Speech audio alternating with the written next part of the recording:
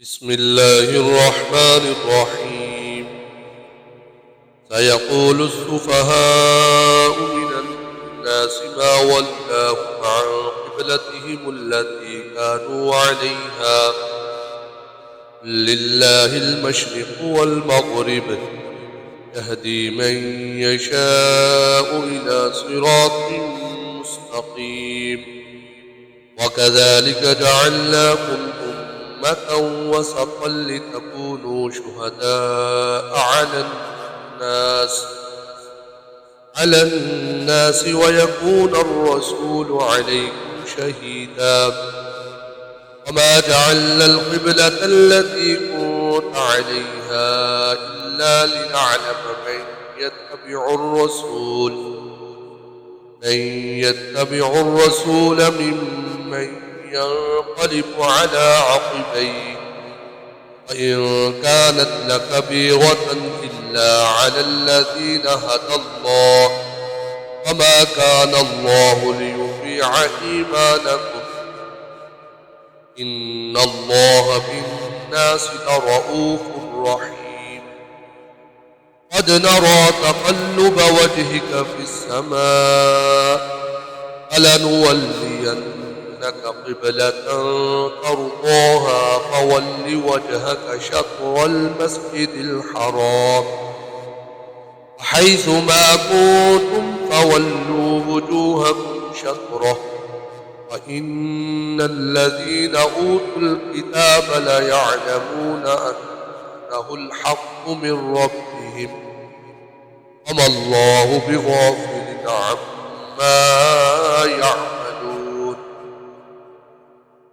ولئن أتيت الذين أوتوا الكتاب بكل آية ما تبعوا قبلتك،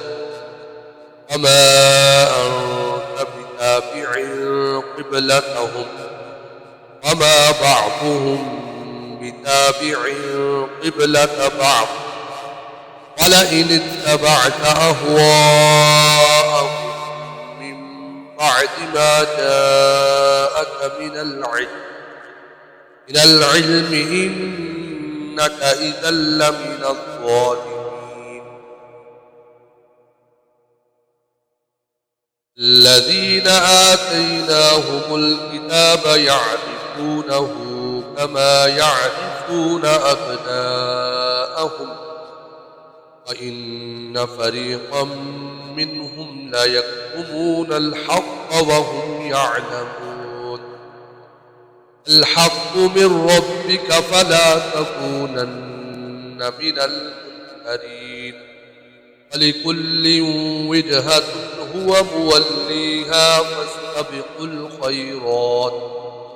أينما تكونوا يأت بكم الله جميعا،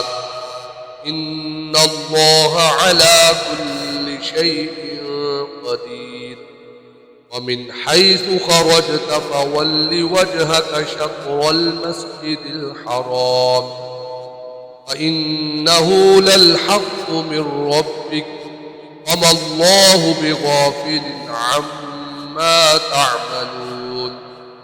ومن حيث خرجت فول وجهك شطر المسجد الحرام، وحيث ما كنتم فولوا وجوهكم شطره لئلا يكون للناس عليكم حجة إلا الذين ظلموا منهم، فلا تخشوهم واخشوني ولأتم نعمتي عليكم ولعلكم تهتدون. كما أرسلنا فيكم رسولا منكم يتلو عليكم آياتنا ويزكيكم ويعلمكم الكتاب والحكمة ويعلمكم ما لم تكونوا تعلمون. فاذكروني أذكركم واشكروا لي ولا تكفرون. يا أيها الذين آمنوا فاستعينوا بالصبر والصلاة إن الله مع الصابرين ولا تقولوا لمن يقتل في سبيل الله أموات بل أحياء ولكن لا تشعرون ولنبلونكم بشيء من الخوف والجوع ونقص من الأموال والأنفس والثمرات وبشر الصابرين الذين إذا أصابتهم مصيبة قالوا إنا لله وإنا إليه راجعون أولئك عليهم صلوات من ربهم ورحمة وأولئك هم المهتدون إن الصفا والمروة من شعائر الله فمن حج البيت أو اعتمر فلا جناح عليه أن يطوف بهما ومن تطوع خيرا فإن الله شاكر عليم إن الذين يكتمون ما أنزلنا من البينات والهدى من بعد ما بيناه للناس في الكتاب أولئك يلعنهم الله ويلعنهم اللاعنون إلا الذين تابوا وأصلحوا وبينوا فأولئك أتوب عليهم وأنا التواب الرحيم إن الذين كفروا وماتوا وهم كفار أولئك عليهم لعنة الله والملائكة والناس أجمعين خالدين فيها لا يخفف عنهم العذاب ولا هم ينظرون وإلهكم إله واحد لا إله إلا هو الرحمن الرحيم إن في خلق السماوات والأرض واختلاف الليل والنهار والفلك التي تجري في البحر بما ينفع الناس وما أنزل الله من السماء من ماء فأحيا به الأرض بعد موتها وبث فيها من كل دابة وتصريف الرياح والسحاب المسخر بين السماء والأرض لآيات لقوم يعقلون ومن الناس من يتخذ من دون الله أندادا يحبونهم كحب الله والذين آمنوا أشد حبا لله ولو يرى الذين ظلموا إذ يرون العذاب أن القوة لله جميعا وأن الله شديد العذاب إذ تبرأ الذين اتبعوا من الذين اتبعوا ورأوا العذاب وتقطعت بهم الأسباب وقال الذين اتبعوا لو أن لنا كرة فنتبرأ منهم كما تبرؤوا منا كذلك يريهم الله أعمالهم حسرات عليهم وما هم بخارجين من النار يا أيها الناس كلوا مما في الأرض حلالا طيبا ولا تتبعوا خطوات الشيطان إنه لكم عدو مبين إنما يأمركم بالسوء والفحشاء وأن تقولوا على الله ما لا تعلمون وإذا قيل لهم اتبعوا ما أرسل الله قالوا بل نتبع ما ألفينا عليه آباءنا أولو كان آباؤهم لا يعقلون شيئا ولا يهتدون ومثل الذين كفروا كمثل الذي ينعق بما لا يسمع إلا دعاء ونداء صم بكم عمي فهم لا يعقلون يا أيها الذين آمنوا كلوا من طيبات ما رزقناكم واشكروا لله إن كنتم إياه تعبدون إنما حرم عليكم الميتة والدم ولحم الخنزير وما أهل به لغير الله فمن اضطر غير باغ ولا عاد فلا إثم عليه إن الله غفور رحيم إن الذين يكتمون ما أنزل الله من الكتاب ويشترون به ثمنا قليلا أولئك ما يأكلون في بطونهم إلا النار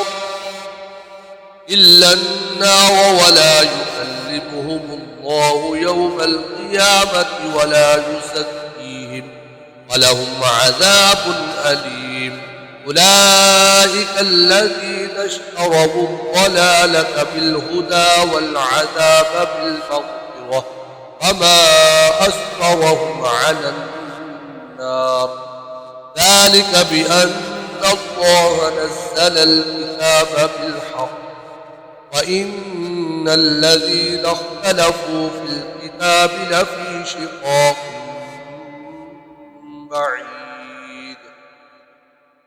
ليس البر أن تولوا وجوهكم قبل المشرق والمغرب ولكن البر من آمن بالله واليوم الآخر والملائكة والكتاب والنبيين آتى المال على حبه ذوي القربى واليتامى والمساكين وابن السبيل والسائلين وفي الرقاب وأقام الصلاة وآتى الزكاة والموفون بعهدهم إذا عاهدوا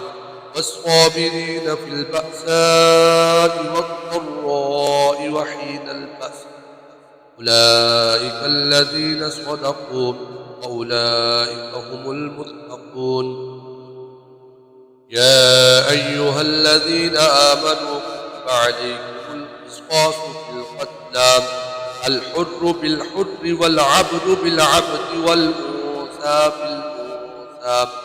فمن عفي له من أخيه شيء فاتباع بالمعروف وأداء إليه بإحسان ذلك تخفيف من ربكم ورحمة فمن اعتدى بعد ذلك فله عذاب أليم ولكم في القصاص حياة يا أولي الألباب لعلكم تتقون كتب عليكم إذا حضر أحدكم الموت إن ترك خيرا الوصية للوالدين والأقربين بالمعروف حقا على المتقين فمن بدله بعدما سمعه فإنما إثمه على الذين يبدلونه إن الله سميع عليم فمن خاف من موص جنفا أو إثما فأصلح بينهم فلا إثم عليه إن الله غفور رحيم يا أيها الذين آمنوا كتب عليكم الصيام كما كتب على الذين من قبلكم لعلكم تتقون أياما معدودات فمن كان منكم مريضا أو على سفر فعدة من أيام أخر وعلى الذين يطيقونه فدية طعام مسكين فمن تطوع خيرا فهو خير له وأن تصوموا خير لكم إن كنتم تعلمون شهر رمضان الذي أنزل فيه القرآن هدى للناس وبينات من الهدى والفرقان فمن شهد منكم الشهر فليصم ومن كان مريضا أو على سفر فعدة من أيام أخر يريد الله بكم اليسر ولا يريد بكم العسر ولتكملوا العدة ولتكبروا الله على ما هداكم ولعلكم تشكرون وإذا سألك عبادي عني فإني قريب أجيب دعوة الداع إذا دعاني فليستجيبوا لي وليؤمنوا بي لعلهم يرشدون أحل لكم ليلة الصيام الرفث إلى نسائكم هن لباس لكم وأنتم لباس لهم علم الله أنكم كنتم تختانون أنفسكم فتاب عليكم وعفى عنكم فالآن باشروهن وابتغوا ما كتب الله لكم وكلوا واشربوا حتى يتبين لكم الخيط الأبيض من الخيط الأسود من الفجر ثم أتموا الصيام إلى الليل ولا تباشروهن وأنتم عاكفون في المساجد تلك حدود الله فلا تقربوها كذلك يبين الله آياته للناس لعلهم يتقون ولا تأكلوا أموالكم بينكم بالباطل وتدلوا بها إلى الحكام لتأكلوا فريقا من أموال الناس بالإثم وأنتم تعلمون يسألونك عن الأهلة قل هي مواقيت للناس والحج وليس البر بأن تأتوا البيوت من ظهورها ولكن البر من اتقى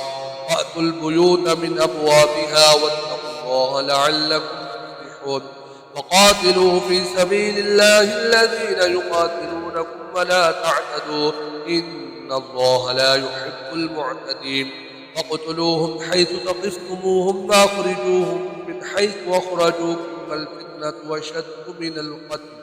ولا تقاتلوهم عند المسجد الحرام حتى يقاتلوكم فيه فإن قاتلوكم فاقتلوهم كذلك جزاء الكافرين فإن انتهوا فإن الله غفور رحيم وقاتلوهم حتى لا تكون فتنة ويكون الدين لله فإن انتهوا فلا عدوان إلا على الظالمين الشهر الحرام بالشهر الحرام والحرمات قصاص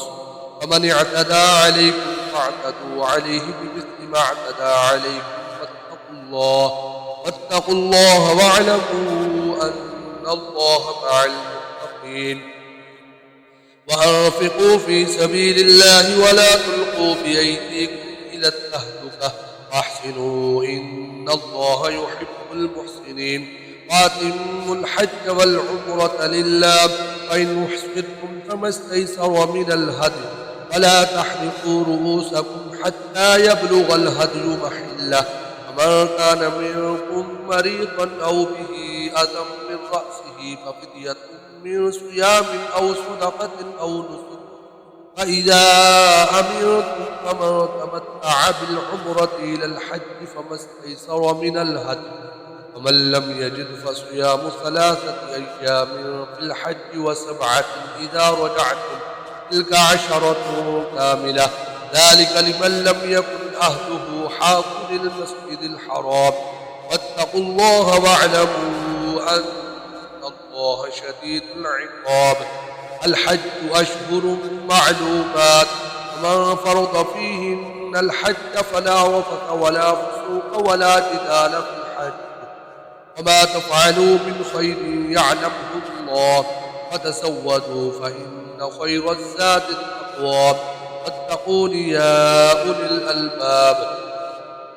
ليس عليكم جناح أن تبتغوا فضلا من ربكم، فإذا أفضتم من عرفات فاذكروا الله عند المشعر الحرام واذكروه كما هداكم وإن كنتم من قبله لمن الضالين. ثم أفيضوا من حيث أفاض الناس واستغفروا الله إن الله غفور رحيم. فإذا قضيتم مناسككم فاذكروا الله كذكركم آباءكم أو أشد ذكرا. ومن الناس من يقول ربنا آتنا في الدنيا وما له في الآخرة من خلاق. ومنهم من يقول ربنا آتنا في الدنيا حسنة وفي الآخرة حسنة وقنا عذاب النار. أولئك لهم نصيب مما كسبوا والله سريع الحساب. واذكروا الله في أيام معدودات، ومن تعجل في يومين فلا إثم عليه ومن تأخر فلا إثم عليه لمن اتقى. واتقوا الله واعلموا أنكم إليه تحشرون. ومن الناس من يعجبك قوله في الحياة الدنيا ويشهد الله على ما في قلبه وهو ألد الخصام. وإذا تولى سعى في الأرض ليفسد فيها ويهلك الحرث والنسل والله لا يحب الفساد. وإذا قيل له اتق الله أخذته العزة بالإثم فحسبه جهنم ولبئس المهاد. ومن الناس من يشري نفسه ابتغاء مرضات الله الله رؤوف بالعباد. يا أيها الذين آمنوا ادخلوا في السلم كافة ولا تتبعوا خطوات الشيطان إنه لكم عدو مبين. فإن سللتم من بعد ما جاءتكم البينات فاعلموا أن الله عزيز حكيم. هل ينظرون إلا أن يأتيهم الله في ظلل من الغمام والملائكة وقضي الأمر وإلى الله ترجع الأمور. سل بني إسرائيل كم آتيناهم من آية بينة ومن يبدل نعمة الله من بعد ما جاءته فإن الله شديد العقاب. زين للذين كفروا الحياة الدنيا ويسخرون من الذين آمنوا الذين اتقوا فوقهم يوم القيامة الله يرزق من يشاء بغير حساب. كان الناس أمة واحدة فبعث الله النبيين مبشرين ومنذرين وأنزل معهم الكتاب بالحق ليحكم بين الناس فيما اختلفوا فيه وما اختلف فيه إلا الذين أوتوه من بعد ما جاءتهم البينات بغيا بينهم. وهدى الله الذين آمنوا لما اختلفوا فيه من الحق بإذنه والله يهدي من يشاء إلى صراط مستقيم. أم حسبتم أن تدخلوا الجنة ولما يأتكم مثل الذين خلوا من قبلكم مستهم البأساء والضراء وزلزلوا حتى يقول الرسول والذين آمنوا معه متى نصر الله ألا إن نصر الله قريب. يسألونك ماذا ينفقون قل ما أنفقتم من خير فللوالدين والأقربين واليتامى والمساكين وابن السبيل وما تفعلوا من خير فإن الله به عليم. كتب عليكم القتال وهو كره لكم وعسى أن تكرهوا شيئا وهو خير لكم وعسى أن تحبوا شيئا وهو شر لكم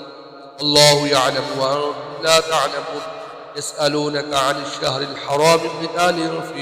القتال فيه كبير صد عن سبيل الله وكفر به والمسجد الحرام وإخراج أهله منه أكبر عند الله والفتنة أكبر من القتل. فلا يزالون يقاتلونكم حتى يردوكم عن دينكم إن استطاعوا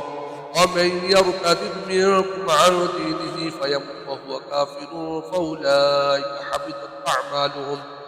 حبطت أعمالهم في الدنيا والآخرة أولئك أصحاب النار هم فيها خالدون. إن الذين آمنوا والذين هاجروا وجاهدوا في سبيل الله أولئك يرجون رحمة الله والله غفور رحيم. يسألونك عن الخمر والميسر قل فيهما إثم كبير ومنافع للناس وإثمهما أكبر من نفعهما ويسألونك ماذا ينفقون قل العفو كذلك يبين الله لكم الآيات لعلكم تتفكرون في الدنيا والآخرة. ويسألونك عن اليتامى قل إصلاح لهم خير وإن تخالطوهم فإخوانكم والله يعلم المفسد من المصلح ولو شاء الله لأعنتكم إن الله عزيز حكيم. ولا تنكحوا المشركات حتى يؤمن ولأمة مؤمنة خير من مشركة ولو أعجبتكم ولا تنكحوا المشركين حتى يؤمنوا ولعبد مؤمن خير من مشرك ولو أعجبكم أولئك يدعون إلى النار والله يدعو إلى الجنة والمغفرة بإذنه ويبين آياته للناس لعلهم يتذكرون. ويسألونك عن المحيض قل هو أذى فاعتزلوا النساء في المحيض ولا تقربوهن حتى يطهرن فإذا تطهرن فأتوهن من حيث أمركم الله إن الله يحب التوابين ويحب المتطهرين. نساؤكم حرث لكم فأتوا حرثكم أنى شئتم وقدموا لأنفسكم واتقوا الله واعلموا أنكم ملاقوه وبشر المؤمنين. ولا تجعلوا الله عقبة لأيمانكم أن تبروا وتتقوا وتصلحوا بين الناس الله سميع عليم. لا يؤاخذكم الله باللغو في أيمانكم ولكن يؤاخذكم بما كسبت قلوبكم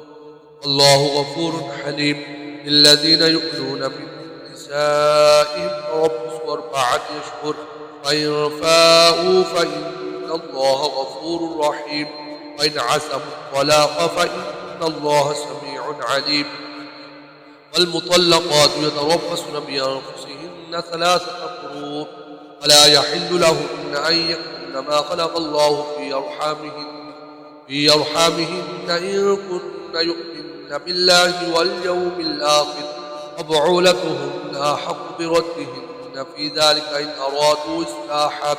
ولهن مثل الذي عليهن بالمعروف وللرجال عليهن درجة والله عزيز حكيم. الطلاق مرتان فإمساك بمعروف أو تسريح بإحسان ولا يحل لكم أن تأخذوا مما آتيتموهن شيئا إلا أن يخافا ألا يقيما حدود الله وإن خفتم ألا يقيما حدود الله فلا جناح عليهما فيما افتدت به تلك حدود الله فلا تعتدوها ومن يتعد حدود الله فأولئك هم الظالمون. فإن طلقها فلا تحل له من بعد حتى تنكح زوجا غيره وإن طلقها فلا جناح عليهما أن يتراجعا إن ظنا أن يقيما حدود الله وتلك حدود الله يبينها لقوم يعلمون. وإذا طلقتم النساء فبلغن أجلهن فامسكوهن بمعروف أو سرحوهن بمعروف ولا تمسكوهن ضرارا لتعتدوا ومن يفعل ذلك فقد ظلم نفسه. ولا تتخذوا آيات الله هزوا واذكروا نعمة الله عليكم وما أرسل عليكم من الكتاب والحكمة يعظكم به واتقوا الله واعلموا أن الله بكل شيء عليم. وإذا طلقتم النساء فبلغن أجلهن فلا تعضلوهن أن ينكحن أزواجهن إذا تراضوا بينهم بالمعروف ذلك يوعظ به من كان منكم يؤمن بالله واليوم الآخر ذلكم أزكى لكم وأطهر والله يعلم وأنتم لا تعلمون. والوالدات يرضعن أولادهن حولين كاملين لمن أراد أن يتم الرضاعة وعلى المولود له رزقهن وكسوتهن بالمعروف لا تكلف نفس إلا وسعها لا تضار والدة بولدها ولا مولود له بولده وعلى الوارث ذلك فإن أرادا فصالا عن تراض منهما وتشابه فلا جناح عليهما وإن أردتم أن تسترضعوا أولادكم فلا جناح عليكم إذا سلمتم ما آتيتم بالمعروف واتقوا الله واعلموا أن الله بما تعملون بصير. والذين يتوفون منكم ويذرون أزواجا يتربصن بأنفسهن 4 أشهر وعشرا فإذا بلغن أجلهن فلا جناح عليكم فيما فعلن في أنفسهن بالمعروف الله بما تعملون خبير. ولا جناح عليكم فيما عرضتم به من خطبة النساء وأكننتم في أنفسكم علم الله أنكم ستذكرونهن ولكن لا تواعدوهن سرا إلا أن تقولوا قولا معروفا ولا تعزموا عقدة النكاح حتى يبلغ الكتاب أجله واعلموا أن الله يعلم ما في أنفسكم واحذروه واعلموا أن الله غفور حليم. لا جناح عليكم إن طلقتم النساء ما لم تمسوهن أو تفرضوا لهن فريضة ومتعوهن على الموسع قدره وعلى المقتر قدره متاعا بالمعروف حقا على المحسنين. وإن طلقتموهن من قبل أن تمسوهن وقد فرضتم لهن فريضة فنصف ما فرضتم إلا أن يعفون أو يعفو الذي بيده عقدة النكاح وأن تعفوا أقرب للتقوى ولا تنسوا الفضل بينكم إن الله بما تعملون بصير. حافظوا على الصلوات والصلاة الوسطى وقوموا لله قانتين. وإن خفتم فرجالا أو ركبانا فإذا أمنتم فاذكروا الله كما علمكم ما لم تكونوا تعلمون. والذين يتوفون منكم ويذرون أزواجا وصية لأزواجهم متاعا إلى الحول غير إخراج فإن خرجن فلا جناح عليكم فيما فعلن في أنفسهن بالمعروف الله عزيز حكيم. وللمطلقات متاع بالمعروف حقا على المتقين. كذلك يبين الله لكم آياته لعلكم تعقلون. ألم تر إلى الذين خرجوا من ديارهم وهم قلوب حذر الموت فقال لهم الله موتوا ثم أحياهم إن الله لذو فضل على الناس ولكن أكثر الناس لا يشكرون. وقاتلوا في سبيل الله واعلموا أن الله سميع عليم. هذا الذي يقرض الله قرضا حسنا فيضاعفه له أضعافا كثيرة والله يقبض ويبسط وإليه ترجعون. ألم تر إلى الملأ من بني إسرائيل من بعد موسى إذ قالوا لنبي له ابعث لنا ملكا نقاتل في سبيل الله قال هل عسيتم إن كتب عليكم القتال ألا تقاتلوا قالوا وما لنا ألا نقاتل في سبيل الله وقد أخرجنا من ديارنا وأبنائنا فلما كتب عليهم القتال تولوا إلا قليلا منهم والله عليم بالظالمين. وقال لهم نبيهم إن الله قد بعث لكم طالوت ملكا قالوا أنى يكون له الملك علينا ونحن أحق بالملك منه ولم يؤت سعة من المال قال إن الله اصطفاه عليكم وزاده بسطة في العلم والجسم الله يؤتي ملكه من يشاء والله واسع عليم. وقال لهم نبيهم إن آية ملكه أن يأتيكم التابوت فيه سكينة من ربكم وبقية مما ترك آل موسى وآل هارون تحمله الملائكة إن في ذلك لآية لكم إن كنتم مؤمنين. فلما فصل طالوت بالجنود قال إن الله مبتليكم بنهر فمن شرب منه فليس مني ومن لم يطعمه فإنه مني إلا من اقترب غرفة بيده فشربوا منه إلا قليلا منهم. فلما جاوزه هو والذين آمنوا معه قالوا لا طاقة لنا اليوم بجالوت وجنوده قال الذين يظنون أنهم ملاقو الله كم من فئة قليلة غلبت فئة كثيرة بإذن الله والله مع الصابرين. ولما برزوا لجالوت وجنوده قالوا ربنا أفرغ علينا صبرا وثبت أقدامنا وانصرنا على القوم الكافرين. فهزموهم بإذن الله وقتل داود جالوت وآتاه الله الملك والحكمة وعلمه مما يشاء. ولولا دفع الله الناس بعضهم ببعض لفسدت الأرض ولكن الله ذو فضل على العالمين. تلك آيات الله نتلوها عليك بالحق وإنك لمن المرسلين.